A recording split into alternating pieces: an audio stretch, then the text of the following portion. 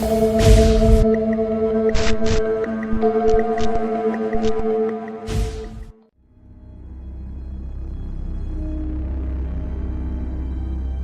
dingin menyusup perlahan melalui celah-celah dinding bambu yang mulai lapuk dimakan usia. Rumah kecil itu berdiri dalam kesunyian malam, diterangi hanya oleh nyala lampu minyak yang meredup. Cahayanya bergetar lembut, menciptakan bayangan suram yang bergerak pelan di dinding, seolah menari mengikuti ritme api yang hampir padam. Di sudut ruangan, Aziz duduk dengan tubuh membungkuk. Matanya yang penuh kelelahan menatap lekat pada sosok ibunya yang terbaring tak berdaya di atas tikar usang. Tubuh perempuan tua itu tampak rapuh, tulang-tulangnya menonjol, dan kulitnya yang pucat semakin menonjolkan penderitaan yang ia rasakan. Napasnya terdengar berat, seperti setiap helaannya adalah perjuangan panjang. Di sudut lain ruangan, Arin, adik perempuan Aziz, duduk meringkuk. Tubuh mungilnya menggigil, baik oleh udara dingin maupun rasa lapar yang tak kunjung hilang. Air matanya terus mengalir membasahi pipi. "Mas, aku lapar. Kapan kita bisa makan nasi, bukan ubi lagi?" katanya lirih. Suaranya pecah menahan tangis. Kata-katanya menggema dalam ruangan, merobek keheningan malam dengan kepedihan yang sederhana namun menusuk. Aziz menoleh ke arah adiknya, mencoba tersenyum meski hatinya remuk mendengar permintaan polos itu. Ia tahu betul, sudah berhari-hari mereka hanya makan ubi yang mulai terasa pahit dan hampir tak layak lagi. Namun, apalah daya, ia tak punya jawaban yang memuaskan. Aziz menarik napas panjang, menelan segala rasa sakit yang ingin tumpah. "Sabar ya mas, pasti cari jalan. Kita nggak akan terus seperti ini," katanya mencoba terdengar yakin. Namun, di dalam hatinya sendiri, ia tak yakin apakah bisa memenuhi janji itu. Dunia seolah terlalu keras untuk mereka. Hidup seperti menempatkan keluarganya di dasar jurang, tanpa ada tali yang bisa ditarik untuk keluar. Ayah mereka telah lama tiada, meninggalkan hutang besar yang kini menjadi beban berat di pundaknya. Setiap beberapa minggu sekali, sang rentenir Pak Sarno datang ke rumah mereka dengan ancaman untuk menyita segala yang mereka miliki jika utang tak segera dilunasi. Beban itu terasa terlalu berat bagi anak seusianya. Tiba-tiba, suara batuk terdengar dari arah tikar. Aziz tersentak, segera menghampiri ibunya yang kini menggigil kecil. Ia menggenggam tangan wanita itu yang terasa dingin dan lemah. "Bu, kenapa lagi, Bu? Apa yang ibu rasakan?" tanyanya dengan cemas, nyaris berbisik. Ibunya membuka mata perlahan, menatap putranya dengan pandangan yang penuh kasih sayang, namun juga kelelahan. "Aziz, kalau ibu nggak ada nanti jaga Arin ya," ucapnya pelan, suaranya hampir tenggelam oleh suara angin yang berdesir di luar. Kata-kata itu membuat Aziz membeku. Air mata yang sejak tadi ia tahan akhirnya jatuh membasahi pipinya. "Ibu, jangan bicara seperti itu, Bu. Aku masih di sini. Aku akan cari uang untuk beli obat buat ibu. Ibu pasti sembuh," jawabnya dengan suara gemetar. Ibunya hanya tersenyum lemah, lalu memejamkan mata lagi. Aziz menggenggam tangannya lebih erat, seolah itu bisa menghentikan kepergian yang perlahan terasa semakin dekat. Malam semakin larut. Di tengah kesunyian yang dingin, Aziz duduk di depan pintu rumah. Tatapannya kosong, pikirannya dipenuhi kebuntuan. Ia mencoba memikirkan cara untuk mengubah nasib mereka, tapi setiap ide yang muncul terasa mustahil. Kepalanya dipenuhi kecemasan, sementara hatinya terus merasakan nyeri yang tak terjelaskan. Di saat itulah, suara langkah kaki terdengar dari luar. Aziz menoleh, melihat seorang pria paruh baya berjalan membawa obor. Sosok itu adalah Pak Rahmat, tetangga mereka yang dikenal sering berkeliling malam untuk memastikan ternaknya aman dari binatang buas. Pak Rahmat berhenti di depan rumah Aziz. "Kamu belum tidur?" tanyanya dengan suara berat, sedikit parau karena udara malam yang dingin. Aziz menggeleng perlahan. "Belum, Pak. Lagi mikir," jawabnya singkat, mencoba menyembunyikan keputusasaan di suaranya. Pak Rahmat melangkah mendekat, lalu duduk di sebelah Aziz. Cahaya obornya menerangi wajah pria itu yang penuh keriput, menandakan kehidupan yang tak kalah keras. "Saya dengar ibumu sakit. Udah coba cari bantuan ke dukun belum?" Tanyanya tiba-tiba. Aziz memandangnya dengan alis terangkat. Dukun, Pak. Bukannya ke Pak Mantri? Jawabnya, bingung dengan saran tersebut. Pak Rahmat menggeleng pelan, wajahnya serius. Ada dukun di desa sebelah, namanya Pak Sudir. Orang bilang dia bisa bantu orang yang lagi kesusahan. Kalau kamu berani, coba temui dia. Siapa tahu dia punya jalan keluar buat kamu dan keluargamu, ucapnya. Nada suaranya penuh keyakinan. Aziz terdiam, pikirannya berkecamuk seperti badai yang tak kunjung reda. Selama ini ia percaya bahwa usaha dan kerja keras adalah kunci untuk mengubah nasib. Tetapi kenyataan di depan matanya semakin menutup semua jalan. Keluarganya terjebak dalam kemiskinan yang seolah tak memiliki ujung. Ia memandang rumah kecilnya yang gelap, tempat ibunya terbaring lemah tanpa harapan, dan adiknya yang hanya bisa menangis karena kelaparan. Suara hatinya berbisik, penuh keraguan, tetapi juga harapan yang rapuh. Aku harus lakukan sesuatu, katanya kepada dirinya sendiri, nyaris seperti doa. Apapun jalannya. Keputusan itu akhirnya terpatri dalam pikirannya. Ia akan mencari tahu lebih banyak tentang Pak Sudir, dukun yang disebut-sebut oleh Pak Rahmat. Pagi itu, kabut tipis menyelimuti desa seperti selimut dingin yang enggan pergi.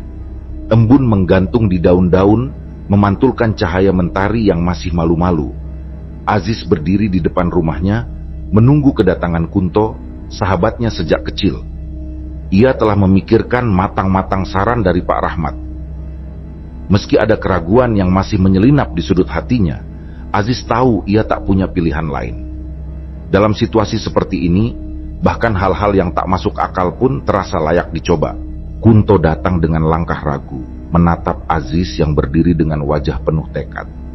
Mereka berdua menyusuri jalan setapak yang berkelok menuju desa tempat Pak Sudir tinggal. Tanah basah di bawah kaki mereka meninggalkan jejak langkah, sementara aroma hutan pagi menyelinap di udara. "Apa kamu yakin dengan ini?" tanya Kunto, memecah keheningan dengan nada yang jelas mengandung kekhawatiran. Aziz mengangguk pelan, menatap lurus ke depan tanpa ragu. "Aku nggak punya pilihan lain. Ibuku sakit, adikku lapar, rumah hampir disita. Kalau ini satu-satunya cara, aku harus coba."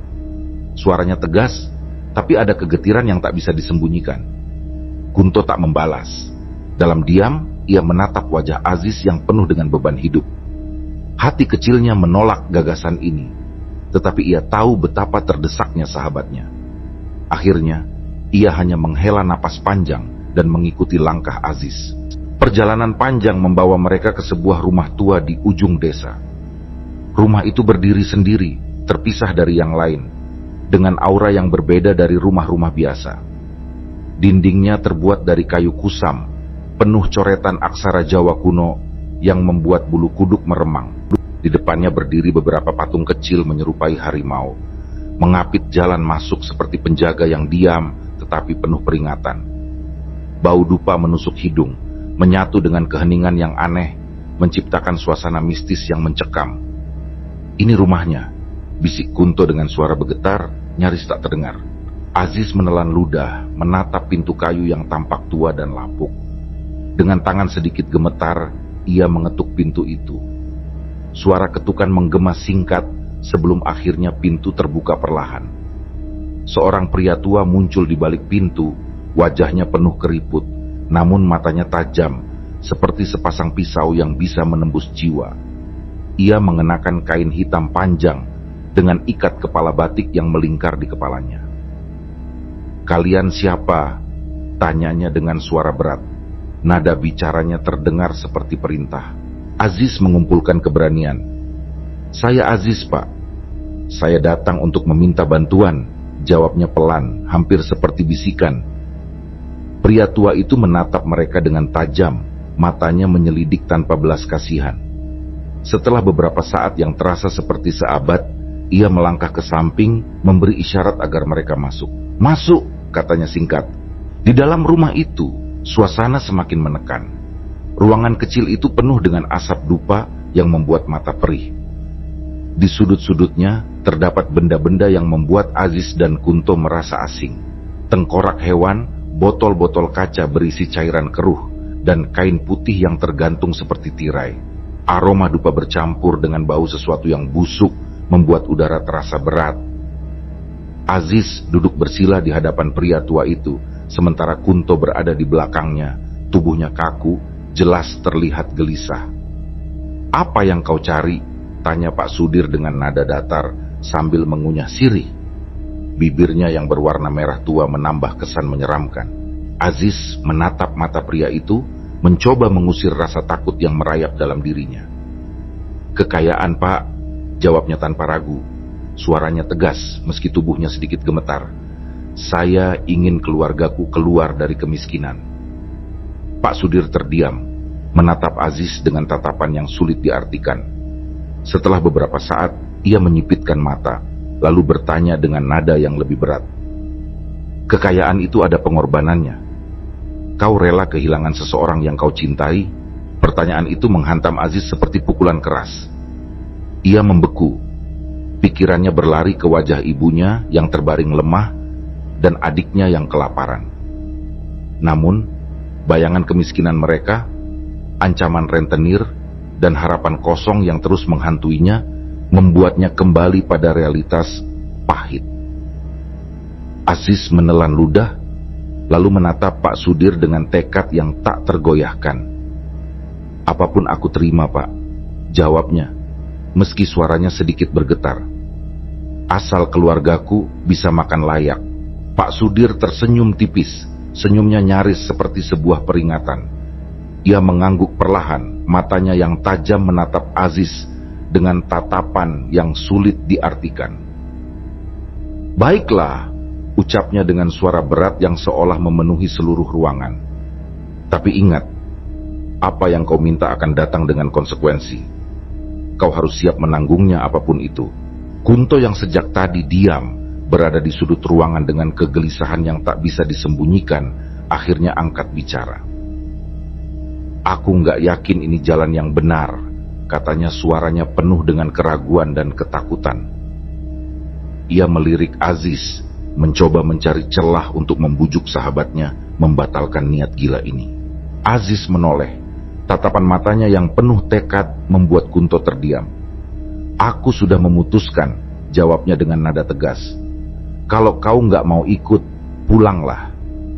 Ada keheningan yang menyesakkan di antara mereka.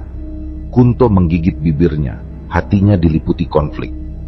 Ia tahu langkah ini berbahaya, tapi meninggalkan Aziz sendirian di situ terasa lebih buruk. Pak Sudir menatap keduanya dengan sorot mata yang dalam, seolah membaca isi hati mereka. Tanpa berkata apa-apa, ia mengeluarkan secarik kertas kusut dari balik kain hitamnya. Dengan jemari tuanya, ia menggambar sebuah simbol aneh menggunakan tinta merah yang tampak seperti darah. Kertas itu diserahkan kepada Aziz, yang menerimanya dengan tangan sedikit gemetar. "Pergilah ke Gunung Kawi," kata Pak Sudir sambil menunjuk ke arah barat. "Bawa sesajen, kembang 7 rupa, ayam hitam yang disembelih, dan mangkuk berisi darah kambing.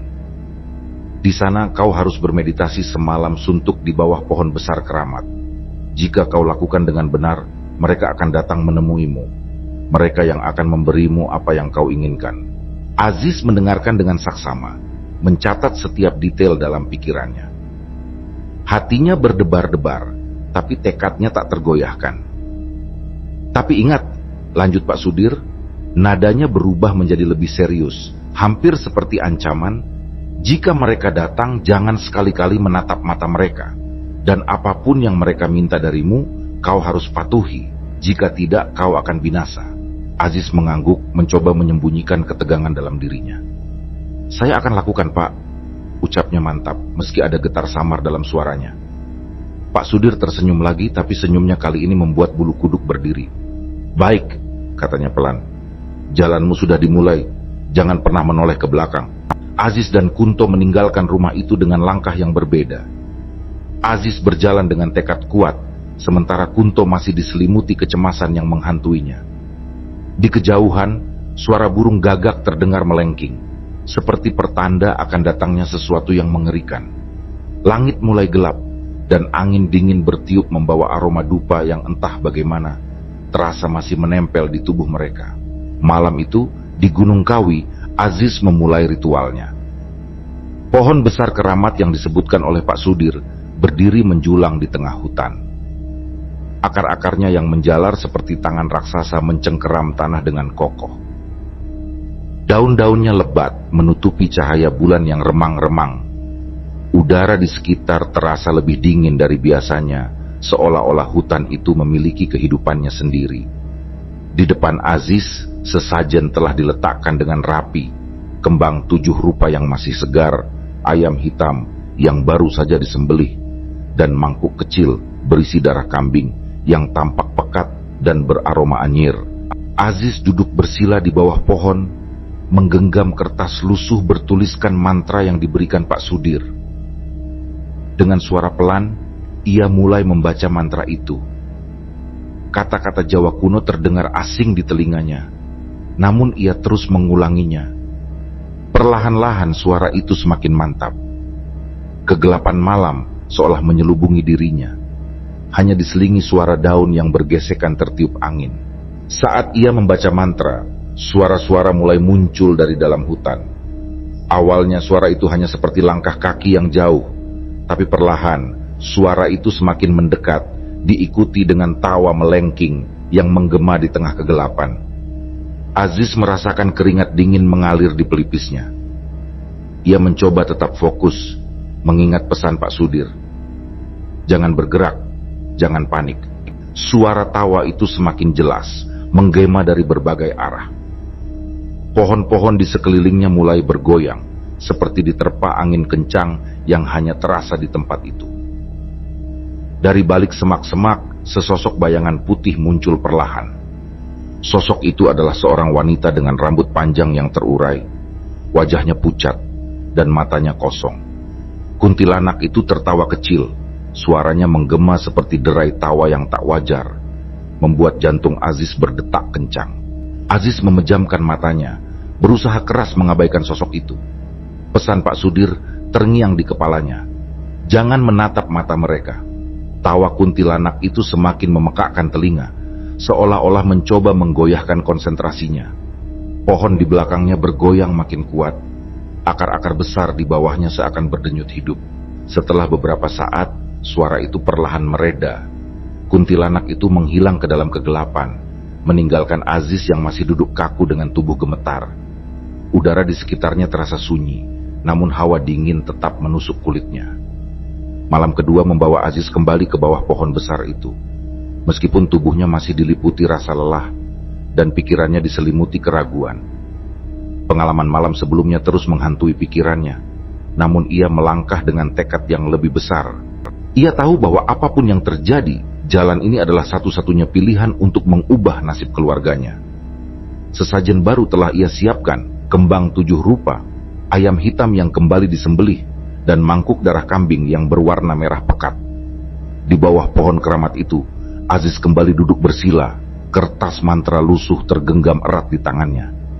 Ia mulai melantunkan kata-kata Jawa kuno yang terasa asing, namun kini lebih mantap diucapkannya. Udara di sekitarnya terasa berat, seperti ada sesuatu yang mengawasi dari kegelapan. Hutan yang tadinya hanya hening mulai berubah. Suara-suara aneh terdengar dari berbagai arah, membuat bulu kuduknya berdiri. Namun, Aziz mencoba tetap fokus, mengingat pesan Pak Sudir untuk tidak panik. Namun, ketenangannya goyah ketika matanya menangkap gerakan di antara pepohonan. Dari kejauhan, ia melihat sesosok makhluk besar melangkah perlahan. Tubuhnya jauh lebih besar daripada manusia biasa, diselimuti bulu lebat yang berwarna gelap. Mata merah menyala menembus kegelapan, menatap langsung ke arah Aziz. Jantungnya berdetak kencang, napasnya tersengal-sengal. "Genderuwo," gumamnya pelan, nyaris tak terdengar. Makhluk itu tidak mendekat. Ia hanya berdiri diam di balik pepohonan, mengawasi dengan tatapan yang menusuk. Namun, keberadaan sosok itu cukup untuk membuat udara di sekitar terasa sesak. Aziz mencoba mengabaikannya, menundukkan kepala sambil terus melantunkan mantra. Meski keringat dingin bercucuran di pelipisnya, ia bertahan. Malam itu terasa begitu panjang, seolah waktu berhenti. Genderuwo itu tetap di sana, diam namun penuh ancaman, hingga akhirnya fajar mulai menyingsing.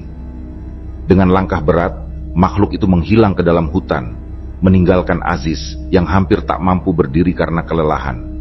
Malam ketiga menjadi puncak dari segala ketegangan. Aziz kembali membawa sesajen baru dan duduk di tempat yang sama. Hatinya dipenuhi dengan campuran rasa takut dan harapan. Ia tahu, malam ini adalah malam penentu. Apapun yang terjadi, semuanya akan selesai malam ini.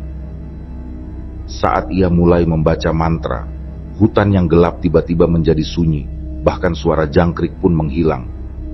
Hanya ada suara napasnya sendiri yang terdengar, pelan namun berat. Suara geraman rendah tiba-tiba muncul dari belakangnya, memecah kesunyian malam. Aziz menoleh perlahan dan matanya membelalak lebar. Seekor harimau besar berdiri di sana, bulunya hitam pekat, matanya bersinar dengan warna kuning yang tajam. Setiap langkahnya membuat tanah bergetar, dan Aziz merasakan ketakutan yang tak pernah ia rasakan sebelumnya. Harimau itu mendekat perlahan, tubuhnya yang besar tampak begitu kuat dan mengancam. Aziz menundukkan kepala, mengingat pesan Pak Sudir untuk tidak menatap mata makhluk itu. Belum selesai ia mengatur napas, suara berat yang menggema membuat tubuhnya kaku. Dari balik kegelapan, sosok genderuwo yang dilihatnya semalam muncul kembali. Kali ini, makhluk itu berdiri hanya beberapa meter darinya. Tubuhnya tampak lebih besar dari sebelumnya, matanya yang merah menyala bersinar dengan intensitas yang menakutkan. Namun, kali ini makhluk itu berbicara. "Manusia kecil," kata genderuwo dengan suara yang dalam dan bergetar seperti gemuruh badai. "Kau ingin kaya?" Aziz mengangguk perlahan, berusaha menahan rasa takut yang merambat di sekujur tubuhnya. Ia tidak berani mengangkat wajah, membiarkan matanya tetap menatap tanah. "Berikan aku 1 jiwa untuk setiap 5 tahun, lanjut genderuwo. Kita akan saling menguntungkan." Aziz terdiam. Kata-kata itu bergema di pikirannya seperti bisikan maut. Ia tahu, ini adalah harga yang harus ia bayar. Bayangan wajah ibunya yang terbaring lemah dan adiknya yang kelaparan memenuhi pikirannya. Mereka membutuhkan ini. Tidak, mereka membutuhkan dia. Aziz menarik napas panjang, mencoba menguatkan hati yang dipenuhi rasa bersalah dan keputusasaan. Dengan suara yang bergetar, ia akhirnya berkata, "Aku setuju, ambil siapa saja, asal keluargaku hidup layak." Genderuwo tertawa pelan, namun suara tawanya mengguncang udara malam. Harimau hitam itu duduk di samping makhluk besar tersebut, seperti penjaga setia yang sedang menunggu perintah. "Baiklah," kata genderuwo, nadanya terdengar puas. "Kau telah memilih. Kekayaan akan menjadi milikmu. Tapi jangan lupa, kau telah terikat denganku." Aziz tidak menjawab. Ia hanya menunduk, membiarkan rasa dingin dan mencekam meresap ke dalam tubuhnya.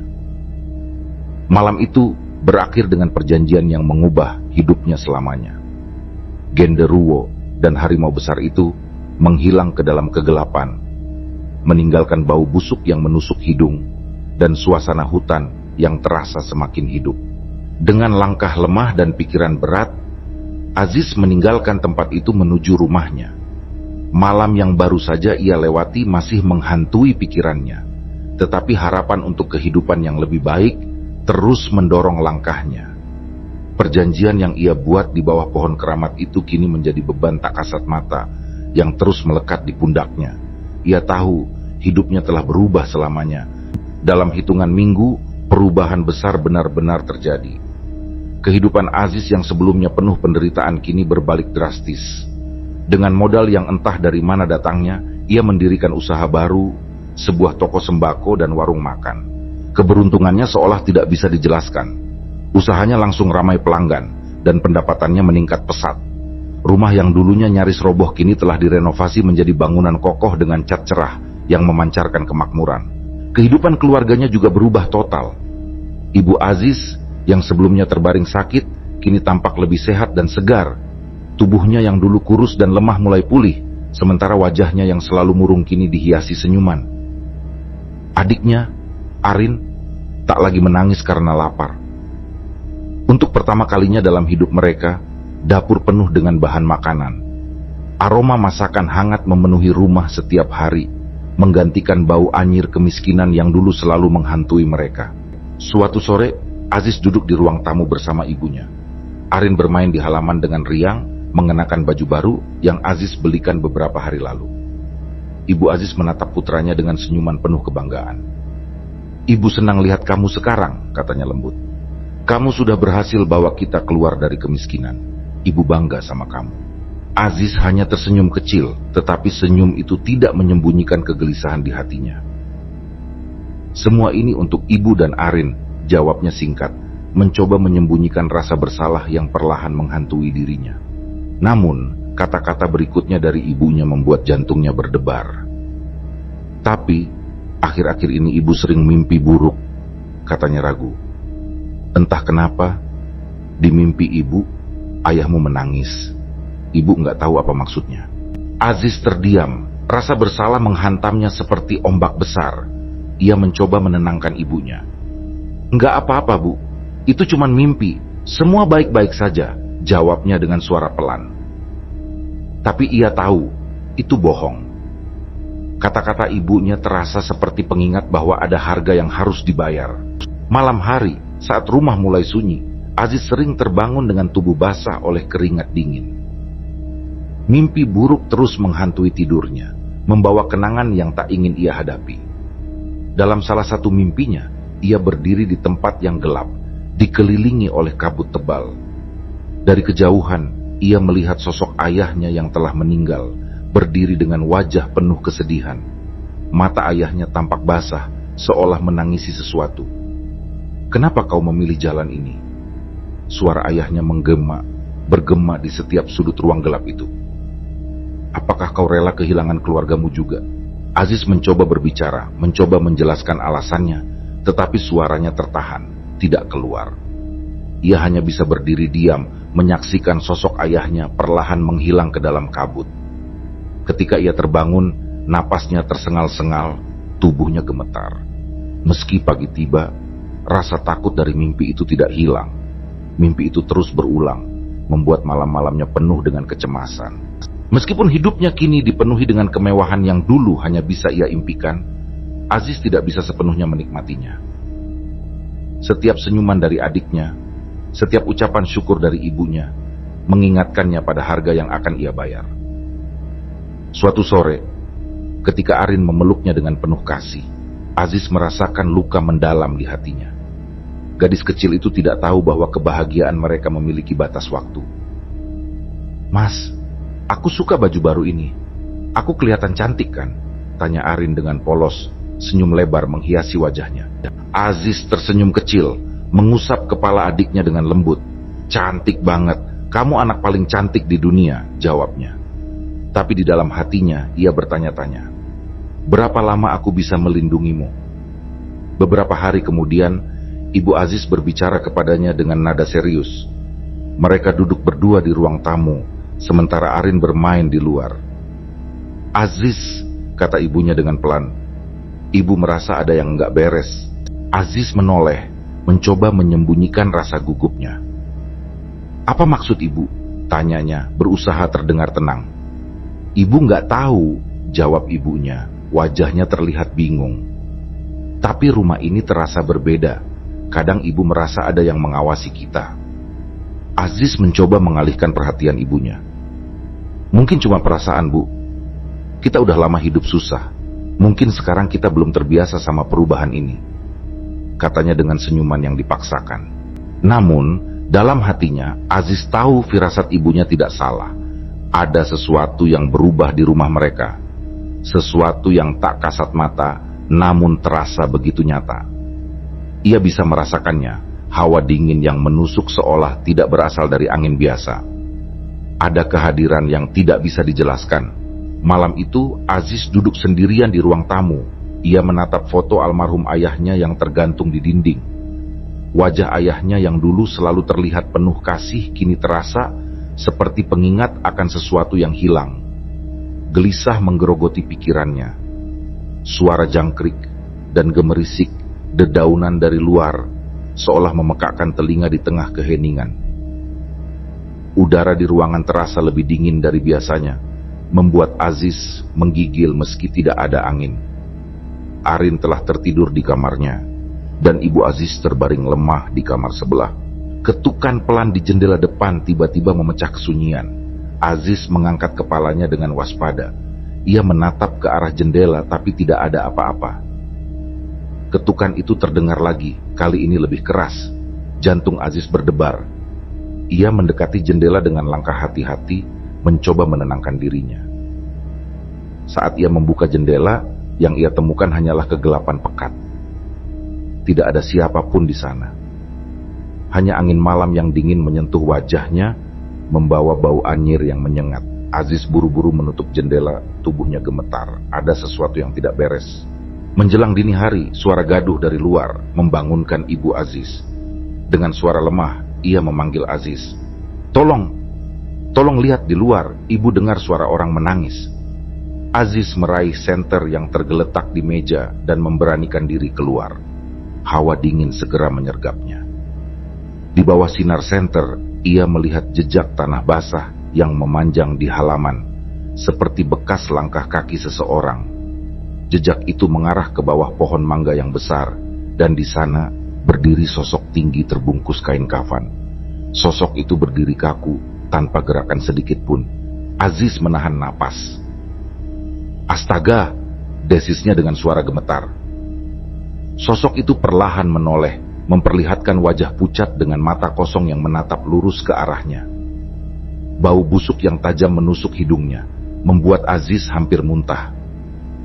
Tanpa berpikir panjang, ia berbalik dan berlari masuk ke dalam rumah. Pintu ia kunci dengan tergesa-gesa. Tubuhnya gemetar hebat, dadanya terasa sesak. Namun, ia tidak berkata apa-apa kepada ibunya. Takut membuatnya semakin cemas. Keesokan malamnya, Aziz mendapati Arin duduk di dekat jendela kamarnya. Gadis kecil itu tersenyum kecil sambil memandang keluar, seolah sedang melihat sesuatu yang menyenangkan. "Arin, ngapain kamu malam-malam duduk di situ?" tegur Aziz, suaranya tegang. Arin menoleh dengan wajah polos. "Mas, tadi ada tante cantik di depan jendela. Dia bilang aku boleh ikut dia main ke taman." Kata-kata itu membuat darah Aziz berdesir. Tubuhnya langsung merinding. "Tante? Tante siapa?" tanyanya panik sambil mendekati adiknya. Aziz menatap keluar jendela, dan di kejauhan, di bawah cahaya bulan yang pucat, ia melihat sesosok wanita berdiri membelakangi rumah. Rambutnya yang panjang terurai menjuntai hingga menyentuh tanah, dan tubuhnya melayang perlahan bergerak mendekat. Aziz dengan cepat menarik Arin menjauh dari jendela. "Jangan pernah keluar malam-malam, Arin. Itu bukan manusia," serunya dengan suara gemetar. Ia memeluk adiknya erat, berusaha menenangkan dirinya sendiri lebih dari Arin. Hari-hari berlalu, namun suasana rumah semakin mencekam. Ibu Aziz yang sempat sehat, tiba-tiba kembali jatuh sakit. Tubuhnya menjadi lemah, nafsu makannya hilang, dan ia sering mengigau tentang seseorang yang memanggil namanya di malam hari. Bau busuk semakin sering tercium di dalam rumah, menyatu dengan hawa dingin yang tidak normal. "Ibu kenapa lagi, Mas?" tanya Arin dengan suara kecil. Matanya mulai berkaca-kaca. Gadis kecil itu tidak memahami apa yang sedang terjadi. Aziz hanya bisa menggenggam tangan ibunya yang dingin, merasa semakin terpuruk.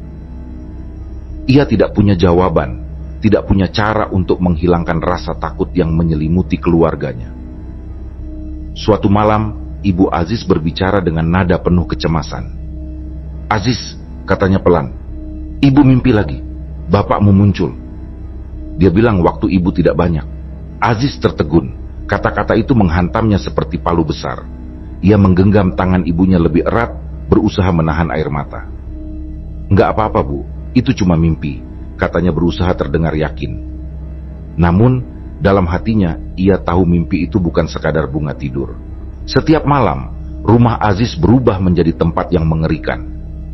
Suara tangisan terdengar dari berbagai sudut rumah, kadang dari dapur, kadang dari kamar mandi. Bau busuk semakin menyengat, seolah ada sesuatu yang membusuk di bawah lantai. Aziz merasa rumah itu seperti perlahan berubah menjadi tempat yang bukan milik mereka. Selain itu, Kunto pun mulai merasakan ada sesuatu yang tidak beres di rumah Aziz. Setiap kali ia berkunjung, hawa rumah itu terasa berat, seperti ada sesuatu yang mengawasi dari sudut-sudut gelap. Suatu malam, ketika mereka duduk di teras rumah Aziz, Kunto memberanikan diri berbicara. "Aziz," katanya pelan namun serius, "aku rasa ini semua ada hubungannya sama ritual perjanjianmu di Gunung Kawi. Kamu harus cari cara buat memutusnya sebelum semuanya makin parah." Teror di rumah Aziz semakin hari semakin menakutkan. Malam itu, ia masuk ke kamar Arin yang tampak gelisah. Gadis kecil itu memeluk bantalnya erat-erat, wajahnya pucat dan matanya berkaca-kaca. "Mas," katanya dengan suara gemetar, "aku nggak mau tidur sendiri. Aku takut." Aziz duduk di sampingnya, mencoba menenangkan. "Kenapa takut, Dek? Ada apa?"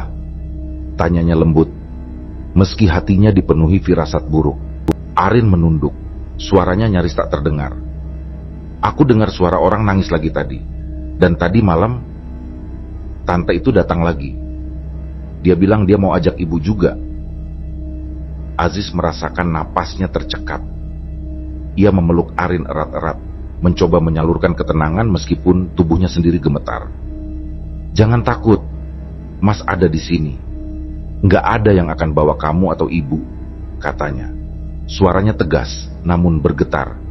Tapi dalam hatinya, ia tahu ancaman itu nyata, dan waktunya untuk menyelamatkan keluarganya semakin menipis. Keputusasaan mulai menguasai Aziz. Teror yang menghantui rumahnya, kondisi ibunya yang semakin memburuk, dan ketakutan Arin yang terus-menerus membuatnya merasa berada di ujung jurang. Dalam kebingungan, ia teringat sebuah nama yang disebutkan Kunto beberapa hari sebelumnya. Kiai Suryo. Seorang kiai yang dikenal mendalami ilmu kejawen dan mampu menghadapi gangguan gaib. Pagi itu Aziz memutuskan untuk mencari Kiai Suryo.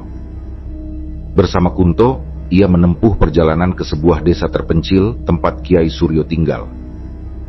Jalan menuju rumah itu dipenuhi pepohonan rindang, dan udara terasa lebih sejuk. Rumah Kiai Suryo tampak sederhana, terbuat dari kayu, berada di tengah ladang yang luas. Saat mereka tiba, seorang lelaki tua berwajah teduh menyambut mereka.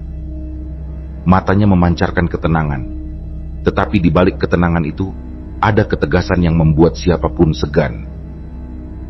"Apa yang membawamu ke sini?" tanya Kiai Suryo sambil mempersilakan mereka masuk ke dalam rumah. Aziz menundukkan kepala, wajahnya memerah oleh rasa malu dan bersalah. "Pak Kiai," katanya pelan, saya butuh bantuan. Saya telah melakukan sesuatu yang salah, sebuah perjanjian gaib, dan sekarang keluarga saya menderita karenanya." Kiai Suryo mengangguk perlahan, tidak menunjukkan kejutan. Matanya menyipit, seolah membaca beban berat yang dibawa Aziz. "Ceritakan semuanya. Jangan ada yang disembunyikan," perintahnya dengan nada lembut namun tegas. Aziz menarik napas panjang dan mulai menceritakan semuanya.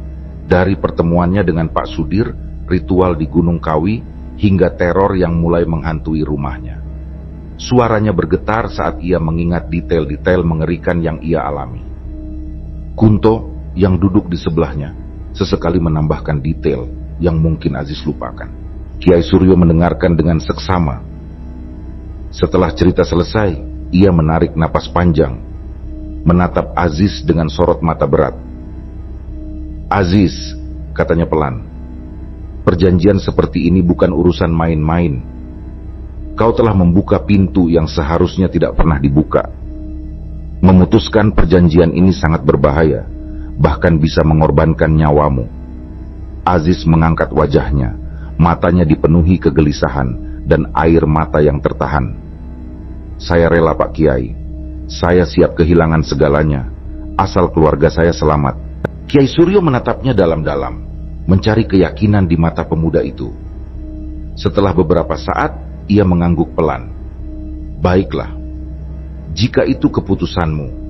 Tetapi kau harus tahu, makhluk-makhluk yang terlibat dalam perjanjian ini tidak akan menyerah begitu saja.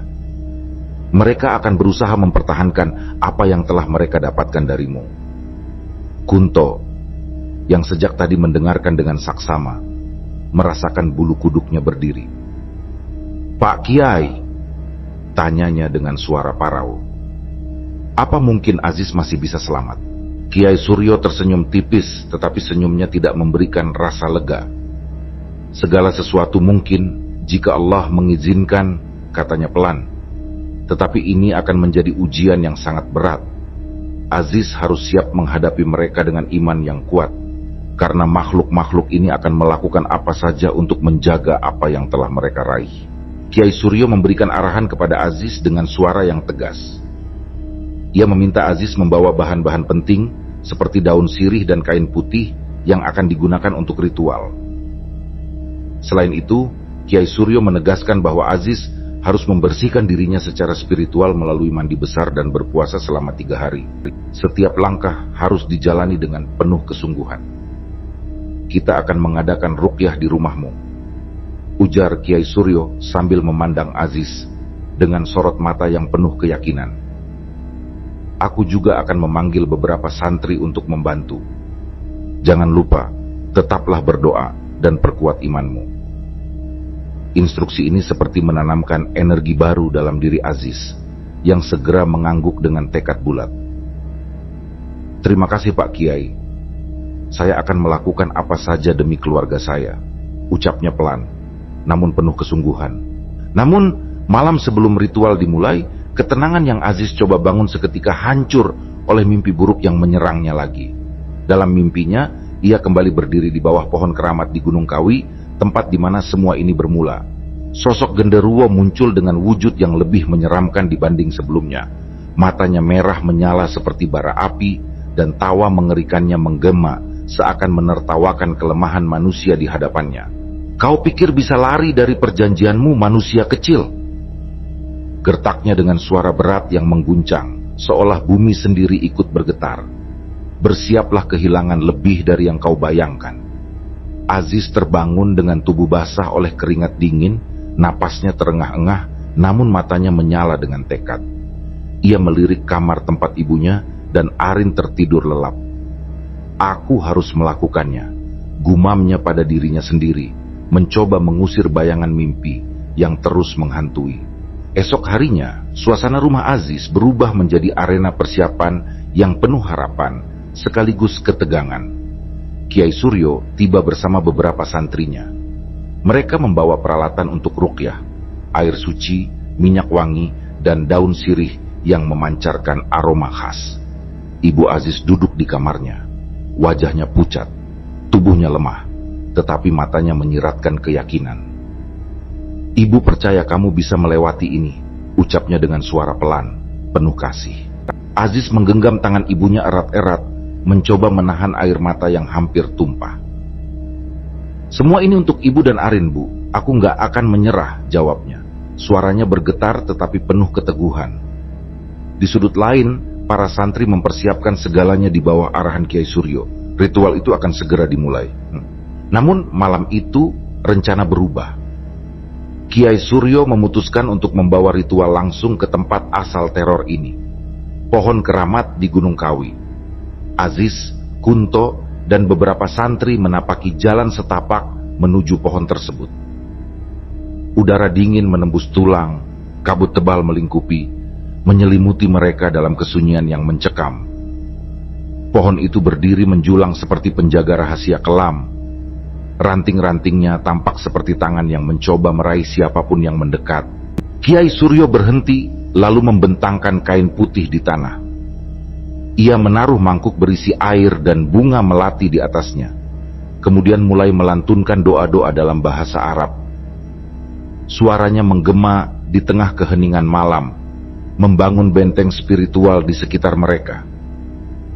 Aziz duduk di sisi lain kain itu, mencoba menenangkan dirinya meski rasa takut menggerogoti. Di belakangnya, Kunto menggenggam tasbih erat-erat. Wajahnya menunjukkan kecemasan yang tak bisa ia sembunyikan. "Tetaplah fokus, Aziz. ujar Kiai Suryo dengan suara dalam, memberi peringatan sekaligus penguat. Apapun yang terjadi, jangan biarkan rasa takut menguasaimu. Keteguhan iman adalah senjata kita. Belum selesai kata-kata itu, angin tiba-tiba bertiup kencang, membuat daun-daun berbisik seperti suara hantu yang tak terlihat. Aroma busuk menyengat memenuhi udara, membuat Aziz mual. Dari dalam kegelapan, suara tawa kuntilanak menggema, diikuti oleh tangisan yang memilukan. Aziz mengangkat wajahnya ke arah pohon dan melihat sosok putih dengan rambut panjang berdiri di atas dahan.